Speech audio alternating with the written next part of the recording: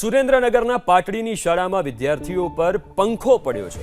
ઝીંઝુવાડા ગામની pay centre શાળામાં પંખો પડતા 6 વિદ્યાર્થીઓને ઈજા થઈ। ચાલુ ક્લાસે પંખો પડતા વિદ્યાર્થીઓને માથાના ભાગે ઈજા પહોંચી છે। ઝીંઝુવાડાના આરોગ્ય કેન્દ્રમાં ડોક્ટર હાજર ન હોવાનો પણ આરોપ લાગ્યો છે। ઈજાગ્રસ્ત બાળકોને સારવાર માટે વિરમગામ દાખલ કરવા પડ્યા એવી સ્થિતિ સર્જાઈ।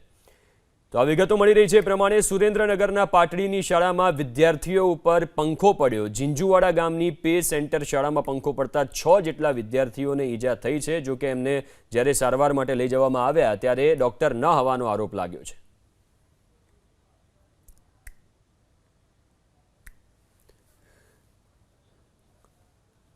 તો આપણી સાથે ભદ્રસિંહ વાઘેલા ફોનલાઈન ઉપર જોડાયા છે, જિલ્લા શિક્ષણ પ્રાથમિક અધિકારી। સર, આપનું સ્વાગત છે। સર, આજે ઘટના સર્જાઈ છે જેમાં 6 બાળકોને ઈજા થઈ છે। શું શાળામાં યોગ્ય સમારકામ નહોતું કરવામાં આવ્યું? એના માટે મેં કેન્દ્ર નિરીક્ષકને તાલુકા પ્રાથમિક શિક્ષણ અધિકારીને મોકલી આપ્યા છે કે શું બાબત છે, એમાં કેમ આવું બન્યું છે એ જાણવા માટે। પછી બીજી એક જાણકારી એવી મળી કે પ્રાર્થના કાર્યક્રમ પૂરો થયો પછી વિદ્યાર્થીઓ ક્લાસરૂમમાં બેસવા ગયા એ સમયે આ ઘટના બની। ત્યારે ગામના સરપંચ શ્રી પણ હાજર હતા। ગામમાં એ શાળામાં નવીન ઓરડાઓનું બાંધકામ થઈ રહ્યું છે।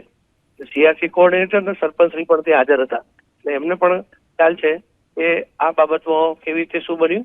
અને 2 વિદ્યાર્થીની વાત એવી સાંભળી હતી મને, ત્યાંથી એવો મેસેજ હતો, એમને લઈ ગયા હતા સારવાર અર્થે, પણ અમારા કેરળ નિરીક્ષક અને તાલુકા પ્રાથમિક શિક્ષણાધિકારી એ સ્થળ ઉપર મોકલ્યા છે અને એમના હકીકતલક્ષી આખી બાબત બધી જાણકારી અહેવાલ સાથે મેળવવા માટે જણાવ્યું છે। ઓકે, અને આ જે ઓરડો હતો, જે રૂમ હતો જ્યાં પંખો પડ્યો છે, સર, એ કેટલો જૂનો હતો, એની કોઈ વિગતો છે? એ વિગતો એની સાથે અહેવાલ સાથે મેળવી આપશે। અચ્છા, આજે શાળામાં વારે વારે આવી રીતના ચેકિંગ કરવામાં આવતું હતું? કારણ કે અનેક એવી શાળાઓ હોય છે જે જૂની થઈ ગઈ છે, ઓરડા જૂના થઈ ગયા છે, પોપડા પડે છે, બની શકે કે આમાં બી એવું હોય પંખો પડ્યો હોય? ના, પોપડા પડે એવો વર્ગખંડો તો એવા તો નહોતા જ, એ તો મને ખ્યાલ છે। પણ હમણાં જ અમે મિટિંગ જ્યારે તાલુકાની લઈએ છીએ જિલ્લા કક્ષાએથી, ત્યારે ખાસ કરીને જર્જરિત ઓરડામાં કોઈ પણ વિદ્યાર્થીને બેસવામાં ના આવે, બેસાડવામાં આવે એ માટેની તાકીદ તમામ તાલુકા પ્રાથમિક શિક્ષણાધિકારીને કરીએ છીએ, આચાર્યશ્રીઓને કરીએ છીએ, અને એના માટેના અમે પત્રો પણ કરેલા છે। એ બાબતની જાગૃતિ તો છેલ્લા થોડાક ટાઈમથી ખૂબ વિશેષ લેવાઈ રહી છે। બિલકુલ, પણ ભદ્રસિંહજી, આમાં કેવું હોય, પંખો પડે તો પંખો એ અચાનક એ જ્યારે ઘણા સમયથી આવી સ્થિતિ હોય એટલે એ પડે, અને આવી સ્થિતિમાં બેઝિક એવું થયું કે અહીંયા બરાબર ચકાસણી સ્કૂલમાં નહોતી કરવામાં આવતી। જી,